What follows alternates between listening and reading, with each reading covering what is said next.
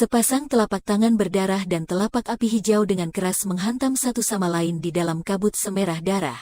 Gelombang udara yang mengerikan tiba-tiba menyebar dari tangan mereka berdua menyebabkan tetua sekte darah yang berada di samping tidak memiliki pilihan selain dengan cepat mundur ketika raut muka mereka sedikit berubah. Terdapat kesunyian selama beberapa saat setelah kedua telapak tangan itu bertabrakan di dalam kabut merah, sebelum suara lengkingan ketakutan muncul. Api, sialan, kau memiliki sebuah api surgawi? Suara melengking baru saja berhenti, ketika sebuah gelombang udara panas menyebar dari dalam kabut darah. Ketika gelombang udara itu bergulung, kabut darah yang menyelimuti udara dan tanah, dipanggang oleh udara panas itu hingga menjadi jauh lebih tipis. Suara darah yang dimuntahkan mendadak terdengar dari dalam kabut darah yang berangsur-angsur menipis. Tepat setelah hal ini terjadi, sebuah bayangan terlihat di tanah, ketika bayangan itu melesat keluar dari dalam kabut darah tadi. Kakinya meninggalkan jejak sejauh hampir 10 meter panjangnya di tanah, sebelum ia akhirnya menabrak sebuah batang pohon dengan keras. Pundaknya gemetar dan batang itu seketika terbelah menjadi dua. Punggungnya bersandar di batang pohon itu, kaki sosok manusia itu lalu menjadi lemas dan tubuhnya terjatuh. Tangannya menopang dirinya sendiri di atas tanah. Darah mulai menetes dari ujung mulutnya. Suara nafas parau yang terengah-engah terdengar berulang kali. Pemimpin sekte muda. Tatapan mata dari dua tetua sekte darah melesat ke arah sosok manusia tadi yang sedang sangat kesulitan. Wajah mereka berubah drastis saat mereka berteriak secara refleks. Mereka tidak pernah menduga bahwa Fan Ling akan dihajar oleh seseorang yang kekuatannya hanya berada pada tingkatan Dadoushi, bahkan setelah ia menggunakan teknik Dou yang ganas dan aneh seperti telapak darah berubah tulang. Seluruh tubuh Fan Ling bergetar ketika ia berdiri dari tanah. Ia menundukkan kepalanya dan memandang tangannya yang terbakar hangus. Rasa terkejut tanpa sadar muncul di wajah pucatnya. Ia batuk dengan keras beberapa kali ketika ia mengangkat kepalanya dan memandang kabut darah yang perlahan menipis. Setelah tiga orang itu terdiam, suasana area ini juga berubah menjadi sunyi. Namun beberapa saat kemudian, suara langkah kaki perlahan terdengar dari kabut darah yang samar itu, membuat raut muka ketiga orang tadi berubah total. Suara langkah kaki tadi berangsur-angsur menjadi lebih keras dan lebih jelas. Kabut darah itu juga diam-diam menghilang. Xiao Yan yang seluruh badannya terbungkus api hijau, muncul di hadapan tiga pria tadi. Dua tetua sekte darah merasakan bahwa Douqi di tubuh mereka menjadi menggumpal ketika beredar. Mata mereka menciut seketika. Mereka secara refleks berteriak kaget, di tubuhnya, apakah itu sebuah api surgawi? Metode Ki sekte darah adalah metode yang tidak umum dan dengan sengaja mengambil jalan yang kelam dan dingin. Elemen api adalah elemen yang secara alami dapat mempengaruhi tipe darah. Tentu saja, hubungan saling serang ini hanya terjadi pada Douqi api biasa. Jika mereka bertemu dengan api alami bumi dan surga, seperti api surgawi, hal tersebut akan menjadi seperti seekor tikus bertemu dengan seekor kucing.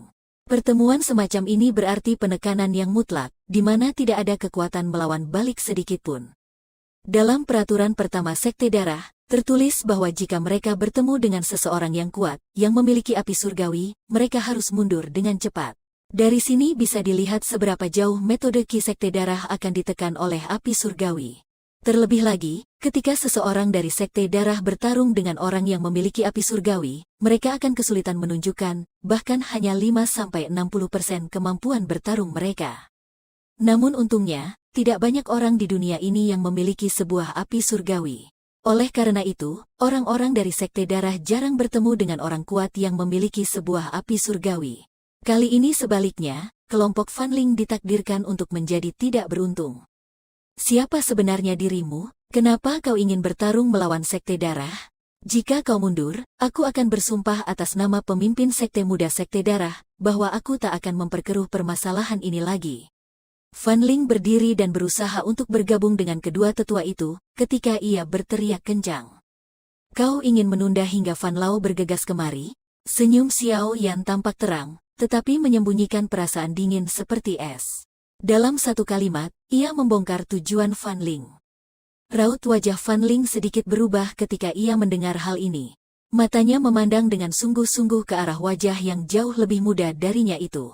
Ia kesulitan membayangkan bagaimana orang semuda itu dapat memiliki pemikiran yang luar biasa dan api surgawi yang mengerikan semacam itu, yang bahkan ayahnya ketakutan. Pemimpin sekte muda, pergilah dahulu. Aku akan menahannya.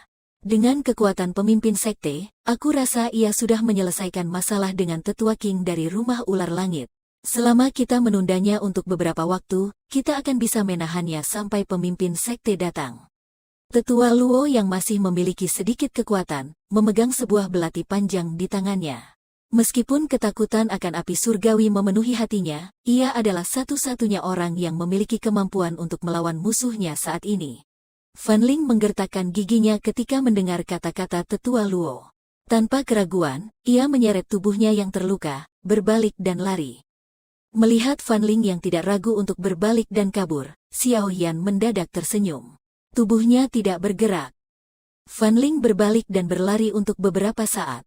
Ketika ia tidak merasakan pertarungan yang ganas di belakangnya, kecurigaan muncul di dalam hatinya. Kecurigaan ini baru muncul ketika ujung matanya yang tidak yakin, melihat sebuah kilatan bayangan 7 warna. Bayangan 7 warna itu menghilang dari pandangannya dalam sekejap, tetapi tetap diperhatikan oleh Fan Ling, yang terlihat seperti seekor burung yang akan jatuh. Kakinya menancap ke dalam tanah, meluncur dan membuat lekukan di dalamnya. Ia yang tengah bergegas maju tiba-tiba terhenti. Namun, ia tidak menemukan apapun ketika matanya menyapu ke segala arah dan ia mengernyitkan alisnya. Ketika ia hendak lanjut melarikan diri, rasa sakit yang begitu tajam seperti sebuah lubang yang dibor menembus jantungnya, terasa dari dadanya. Fan Ling perlahan menundukkan kepalanya dan secara kebetulan, melihat bayangan 7 warna tadi masuk melewati punggungnya dan menembus dadanya. Setelah bayangan itu menembus dadanya, bayangan itu berubah menjadi ular kecil 7 warna yang panjangnya bahkan tidak lebih dari 15 cm di hadapan mata Fan Ling. Matanya memandang dengan sungguh-sungguh ke arah sepasang mata ular yang memikat dan unik itu. Fan Ling tidak dapat memahami bagaimana ular itu dapat menerobos pertahanan tingkat Dowling miliknya seperti menembus sepotong tahu. Aku akan mati kali ini, rasa sakit yang tajam, terpancar dari dadanya membuat pandangan Fan Ling berangsur-angsur menjadi kabur. Ketika ia akan tumbang, ia dengan paksa memutar kepalanya. Tatapannya menembus celah-celah di hutan dan ia secara kebetulan melihat api hijau di sebuah lahan kosong mendadak menjadi semakin hebat. Ia juga mendengar 2 teriakan melengking yang mengerikan. Di bawah tekanan mutlak api surgawi, kedua tetua, yang satu sedikit terluka, sementara yang lain terluka parah, tidak mungkin selamat dari tangan Xiao Yan, yang kekuatannya tiba-tiba melonjak. Tubuh Fan Ling dengan keras menghantam tanah dan kelopak matanya terkulai perlahan. Ia secara samar-samar dapat melihat sebuah jubah hitam perlahan berjalan di antara pepohonan dan menghampirinya. Mengikuti pergerakan langkah kaki itu, api berwarna hijau di tubuh Xiao Yan berangsur-angsur kembali ke dalamnya. Ki yang dapat disandingkan dengan seorang Dowling yang kuat itu diam-diam surut saat ini. Langkah kaki Xiao Yan berhenti di depan mayat Fan Ling.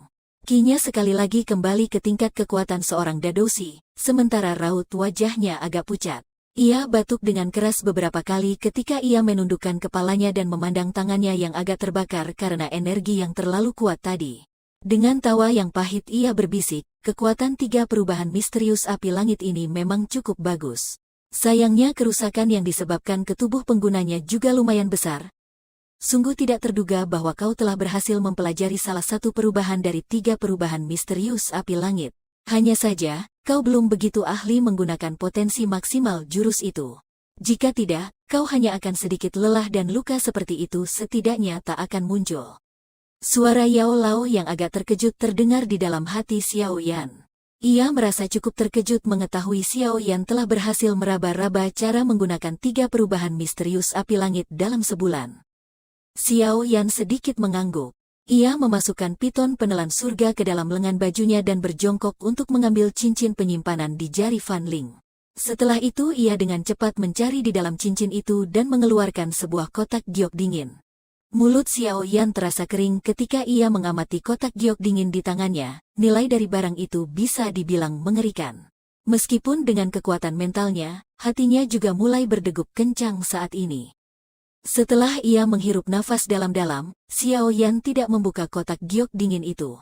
Namun, ia menyimpannya di cincin penyimpanan miliknya. Setelah itu ia mulai mencari-cari dengan kasar di cincin penyimpanan Fan Ling tadi. Beberapa saat kemudian, sebuah potongan peta melesat muncul. Ketika ia membuka potongan peta itu, garis-garis yang tak asing dan juga setengah lukisan seperti iblis yang aneh muncul di pandangan Xiao Yan.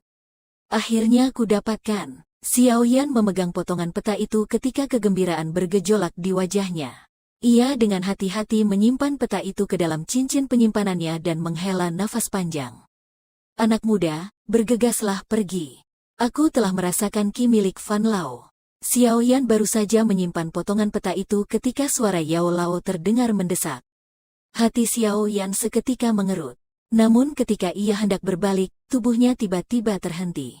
Ia berbalik sekali lagi dan dengan ganas menghantam kepala Fan Ling.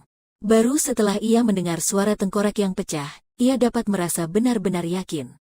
Tubuhnya berubah menjadi sebuah bayangan hitam yang melesat ke dalam hutan yang lebat. Setelah 10 menit sejak Xiao Yan menghilang, sebuah sosok berwarna merah melesat melewati langit di atas bagian hutan gunung itu. Beberapa saat kemudian tubuhnya tampak menjadi kaku, ketika ia melihat sebuah lahan kosong. Raut wajahnya sangatlah gelap dan dingin, ketika ia memandang mayat di lahan kosong itu. Bayangan merah itu melesat turun, mendarat di atas lahan kosong tadi. Matanya menatap tubuh-tubuh penjaga darah satu persatu. Akhirnya matanya mendadak menciut ketika terhenti pada mayat 10 orang lebih yang memiliki tengkorak pada pakaian mereka. Sebuah suara berdecit terdengar ketika ia mengepalkan tinjunya erat. Tatapan sosok merah itu terarah ke seluruh mayat yang terbaring di seluruh tempat itu, tetapi ia tidak menemukan satu mayat yang ia cari. Ia mulai mencari dengan tergesa-gesa dan beberapa saat kemudian, tubuhnya berubah menjadi sebuah bayangan merah dan melaju ke dalam hutan yang lebat. Bayangan merah itu mendadak terhenti di dalam hutan lebat. Seluruh tubuhnya bergetar ketika ia memandang sebuah mayat di atas tanah. Ia mengangkat kepalanya dan meraung ganas dengan muka yang pucat. Setelah meraung untuk beberapa saat, raungan itu perlahan mulai menghilang. Fan Lao bergegas berjalan ke arah mayat Fan Ling. Cahaya darah menjadi semakin pekat di tangannya ketika ia menutupi kepala Fan Ling. Mengikuti tanda dari cahaya darah itu, setetes cairan darah yang aneh tiba-tiba merembes keluar dari belakang kepala Fan Ling dan akhirnya muncul di depan Fan Lao. Wajahnya penuh dengan kebencian kelam yang dingin. Ia mengayunkan tangannya dan cairan darah itu pecah, berubah menjadi sebuah genangan darah kecil.